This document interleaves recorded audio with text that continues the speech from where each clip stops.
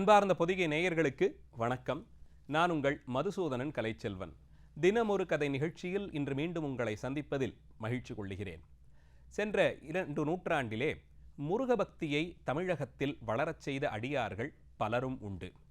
இசைவாணர்களாக, கவிராயர்களாக, கவிஞர்களாக இன்னும் பல துறைகளிலே வாழ்ந்தவர்கள் தங்கள் துறையின் மூலமாகவே முருகபக்தியை சிறப்பிக்கச் செய்ததும் அவர்களுடைய செயற்பாடுகள் இன்றளவும் மக்களால் போற்றப்படுவதையும் பார்க்கிறோம். முருகபக்தி சீலர்களாக இருந்தவர்களுள் ஒருவருடைய வாழ்க்கை வரலாற்றைத்தான் இன்றைய நிகழ்ச்சியிலே பார்க்கவிருக்கிறோம். இவரை விடவும், இவர் பெயரை விடவும், இவர் பாடியருளிய அருட்பாடல் அதை அறியாத தமிழர்கள் ஒருவரும் இருக்க முடியாது. சஷ்டியை நோக்க சரவணபவனார் என்று தொடங்கி சஷ்டி கவசம் என்று மிகவும் பிரபலமானதாக, இதை அறியாதவர்கள் யாராவது உண்டா? முருகப்பெருமான் பேரிலே என்று சொன்னாலே நமக்கு உடனடியாக கந்தர் சஷ்டி கவசம் என்று சொல்லப்படும் இந்த அருட்பனுவல்தான் நினைவுக்கு வரும். இதை பாடி அருளியவர் பாலதேவராயர் என்றழைக்கப்படும் ஒரு முருகனடியார். யார் இவர்? அந்த சஷ்டிக்கவசம் மனப்பாடமாக பாடுபவர்களுக்கு அல்லது கேட்டவர்களுக்கு கூட அதிலே நடுவிலே இவருடைய பெயர் வருவதை சிலர் கவனிக்காமலும் இருந்திருக்கலாம். பாலதேவராயன் பகர்ந்ததை காலையில் மாலையில் கருத்துடன் நாளும் ஆச்சாரத்துடன் அங்கம் துலக்கி என்று அதிலே வரும். பாலதேவராயர் என்பவர்தான் இந்த நூலை பாடியருளியவர் என்பதை தன் பெயர் வரும்படியாகவே அங்கே அவர் பொறித்திருப்பதை பார்க்கிறோம். இவரை பற்றி வாழ்க்கை வரலாறு என்ன, எப்படி நாம் இதை அறிந்து கொள்கிறோம் என்று பார்த்தால், இவருடைய தந்தையாருடைய பெயர் வீராசுவாமி பிள்ளை என்பது. மதிப்பிற்குரிய இவர் தொண்டை மண்டலத்திலே வல்லூறு என்றழைக்கப்படும் ஒரு திருத்தலத்திலே பிறக்கிறார்.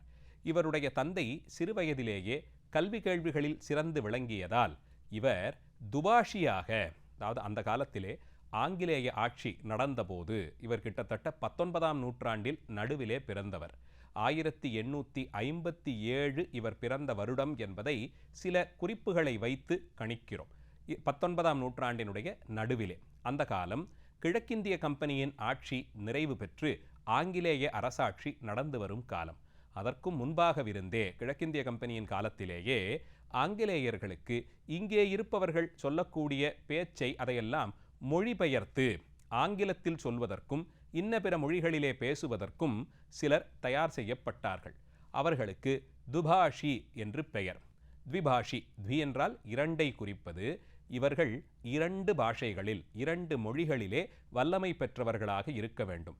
அப்போதுதானே இங்கே இருக்கக்கூடிய தமிழர்கள், ஆங்கிலம் அறியாத தமிழர்கள், தமிழிலே சொல்லக்கூடிய கருத்தை மொழிபெயர்த்து ஆங்கிலத்திலே ஆங்கிலேயர்களிடம் சொல்ல முடியும். இந்த பணிக்கு என்றே சிலர் நியமிக்கப்பட்டார்கள்.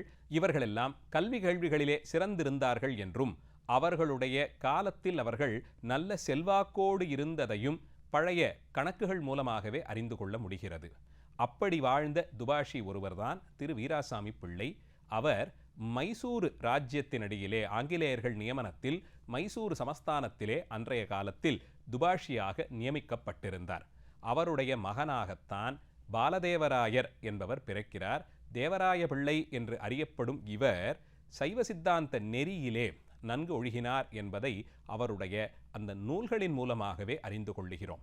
ஒரு சிலர் இவர் திரிசிராபுரம் மீனாட்சி சுந்தரம் பிள்ளை அவர்கள், உவே சுவாமிநாத ஐயர் தமிழ்தாத்தாவினுடைய ஆச்சாரியர், அவரிடமே இவரும் தமிழ் பயின்றார் என்றும் சொல்லுகிறார்கள். ஆனால் இது குறித்த செய்திகள் இன்னும் சரியாக நமக்கு கிடைக்கவில்லை. பெரிய தமிழ் பண்டிதரிடம் இவர் கற்றிருக்க வேண்டும் என்பதை நிச்சயமாக இவருடைய பாடல்களை வைத்தே நாம் அறிந்து கொள்ளலாம். அது தவிரவும் முருக வழிபாட்டு தன்மைகளிலே முற்றும் உணரப்பெற்றவராக, மந்திரங்களையெல்லாம் உபதேசமாக பெற்றவராகத்தான் இவர் இருக்க வேண்டும். அதனால்தான் தான் பாடி அருளிய கந்தசஷ்டி கவசத்தில் ஆந்தனையும் எத்தனை வரிகளில் எப்படியெல்லாம் முடியுமோ அப்படியெல்லாம் மந்திரங்களை, பீஜாட்சரங்களை நடுநடுவே வைத்து பாடுவதை மரபாக கொண்டிருந்திருக்கிறார். கவச்சம் என பாடப்படுவது ஒரு வகை செய்யுள், ஒரு வகை மந்திரம். நாம் பகைவர்களிடமிருந்து நம்மை காத்து கொள்ள மார்பிலே ஆயுதங்கள் வந்து பாயாமல் இருக்க உலோகத்தால் ஆன கவச்சங்களை செய்து அணிந்து கொள்ளுவார்கள். இப்போதும் கூட வண்டியிலே பிரயாணம் செய்யும் போது தலை கவச்சம் என்றுதான் சொல்லுகிறோம். அதை அணிந்து கொண்டால் நமக்கு ஆபத்துக்கள் வராது. ஒருவேளை ஆபத்திலே சிக்கினாலும் அந்த கவச்சம் நம்மை காத்து கொடுக்கும் என்பதுதானே பொருள். அதன்படியே கந்தசஷ்டி கவசம் என்பது ஒரு மனித பிறவி, இந்த உடம்பை பெருமான் நமக்கு கொடுத்து இதை கொண்டு அடியார்களுக்கு தொண்டு செய்வதும் இறைத்தன்மையை உணரவும் வேண்டித்தான் இந்த உடம்பை கொடுத்திருக்கிறார். வாழும் காலத்தில் இந்த உடம்பு நல்ல விதத்தில் எந்த விதமான ரோகமும் அணுகாமல் எந்த விதமான விபத்துக்கும் சிக்காது நல்ல விதமாக நோய் நொடியின்றி வாழ்ந்தால்தான் இறைப்பணியிலே ஈடுபட முடியும், நல்ல விஷயங்களை கேட்டு தெரிய முடியும், ஆலயங்களுக்கு சென்று தரிசிக்க முடியும். அதற்காக வேண்டி இந்த உடம்பு நல்ல நிலையில் இருக்க வேண்டும் என்று வேண்டி முருகப்பெருமானுடைய திருக்கையிலே அவர் தரித்திருக்கும் ஞானவேல், சக்திவேல், வீரவேலானது நம்முடைய உடம்பின் ஒவ்வொரு அங்கத்தையும் தனித்தனியே காக்கட்டும் என்ற பொருளோடத்தான் இந்த கவச்சம் பாடப்படும். வடமொழியிலேயும் கவச்ச மந்திரங்கள் என்று தனித்தனியே பல்வேறு தெய்வங்களுக்கும் பாடப்பட்டிருக்கின்றன. அதேபோலே தமிழ் மொழியில் இவர் முருகப்பெருமானை முன்னிட்டு கந்தசஷ்டி காலத்திலே விரதம் அனுஷ்டிக்கக்கூடியவர்கள் முருகனிடம் எந்த நோய் நொடியும் இன்றி இருக்கும் காலம் வரையிலும் முருகா உனக்கு தொண்டு செய்து வாழ வேண்டும், உன் அடியார்களுக்கு பிரயோஜனப்படும்படியான ஒரு வாழ்க்கையை வாழ வேண்டும், நாள்தோறும் திருநீறு தரித்து ஆலயங்களுக்கு சென்று உன்னுடைய அழகு வடிவை காண வேண்டும், அதற்கு எங்கள் உடம்பிலே பலத்தை கொடு, எந்த ரோகமும் எங்களை அணுகாமல் பார்த்துக்கொள் என்று விண்ணப்பம் வைக்கும் விதமாகத்தான் கவச்சங்களை பாடுகிறார்கள்.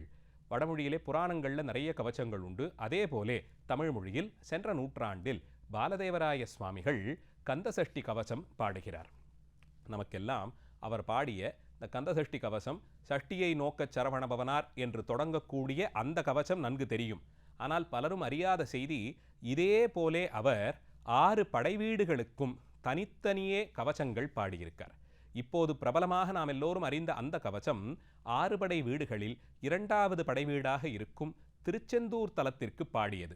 இதே போலே திருப்பரங்குன்றம் முருகனுக்கு ஒரு கவச்சம், பழனிமலைக்கும் சுவாமிமலை, குன்றுதோறாடும் குமரனுக்கு, பழமுதிர்ச்சோலைக்கு என்று தனித்தனியே கவச்சங்கள் பாடியிருக்கிறார். அது இன்றும் கூட பிரசுரிக்கப்பட்டு சில அடியார்களுடைய வழிபாட்டிலும் இருக்க பார்க்கிறோம்.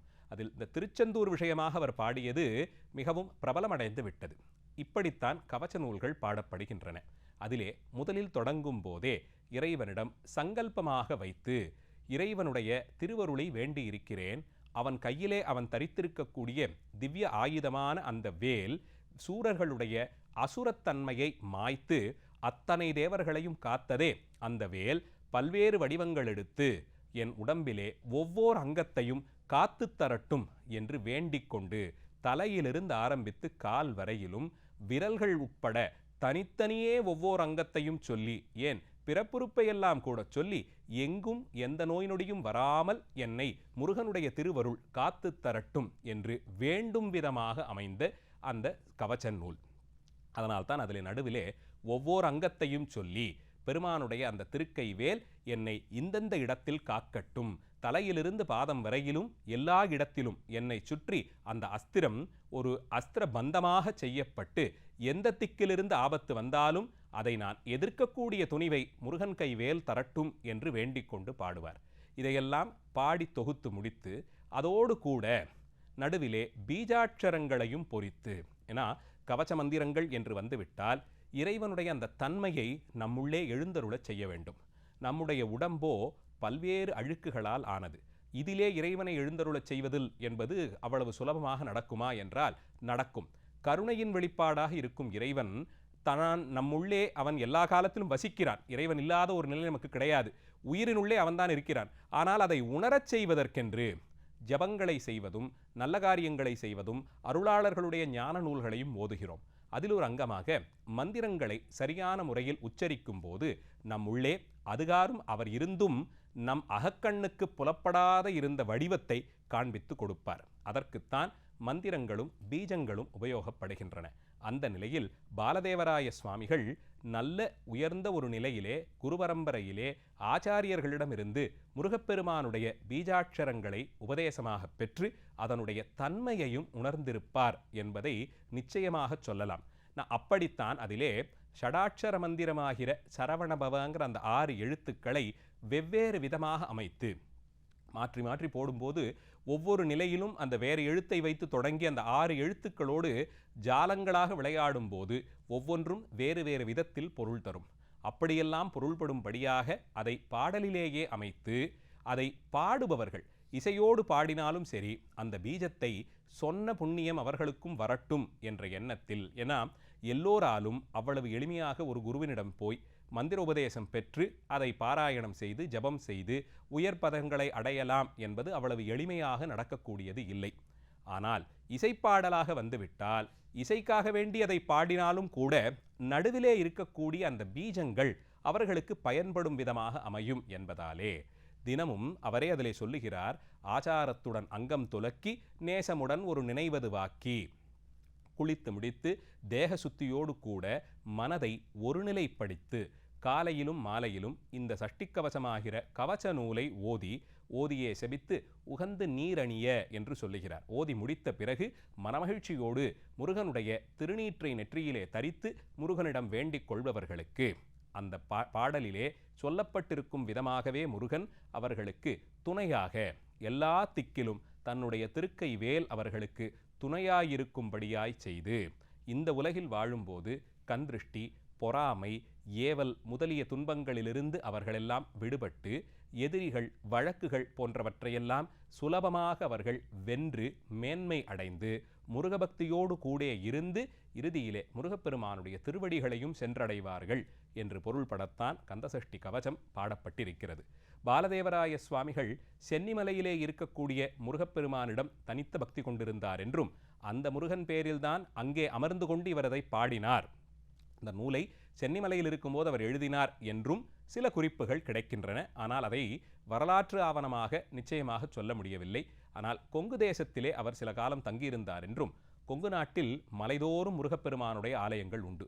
அதிலே சென்னிமலை தனி சிறப்பான இடம் பெறுகிறது. அங்கே இருந்து தான் இந்த கவச நூல்களை அவர் இயற்றினார் என்றும் ஒரு கருத்து நிலவ பார்க்கிறோம். எதெப்படியானாலும் பாலதேவராய சுவாமிகள் இன்ன குலத்தில் இன்ன காலத்தில் பிறந்தார் என்பது தெளிவாக தெரிகிறது. அவர் நிச்சயமாக முருகபக்தியிலே திளைத்திருந்தார் என்பதும் தெரிகிறது. முருகனுடைய மூலமந்திரங்களை உபதேசமாக பெற்றவர் என்பதும் தெரிகிறது. ஆழ்ந்த பக்தி நிலையிலே இருந்து படித்தவர் பாமரர் என்ற வேறுபாடு இல்லாமல் எல்லோரும் பாராயணம் செய்து உயரும் பொருட்டாக இசையோடு கூட்டி இந்த சஷ்டிக்கவசமாகிற நூலை செய்தருளி இருக்கிறார். அதை அவர் சொன்னபடியே காலையிலும் மாலையிலும் விளக்கேற்றி வைத்து ஆச்சாரத்துடன் உடம்பில் இருக்கக்கூடிய அழுக்குகளெல்லாம் நீங்கி குளித்து சுத்தமாக அமர்ந்து ஒருநிலைப்பட்ட மனதோடு பாராயணம் செய்து திருநீர் அணிந்து வருபவர்களுக்கு முருகனருளால் எல்லா நன்மைகளும் வாய்க்கும் என்பதும் உறுதியாகிறது. அந்த பாலதேவராய சுவாமிகள் நினைவோடு இன்றைய நிகழ்ச்சியை நிறைவு செய்கிறேன். நாளை மீண்டும் மற்றொரு கதையோடு உங்களை சந்திக்கிறேன். நன்றி, வணக்கம்.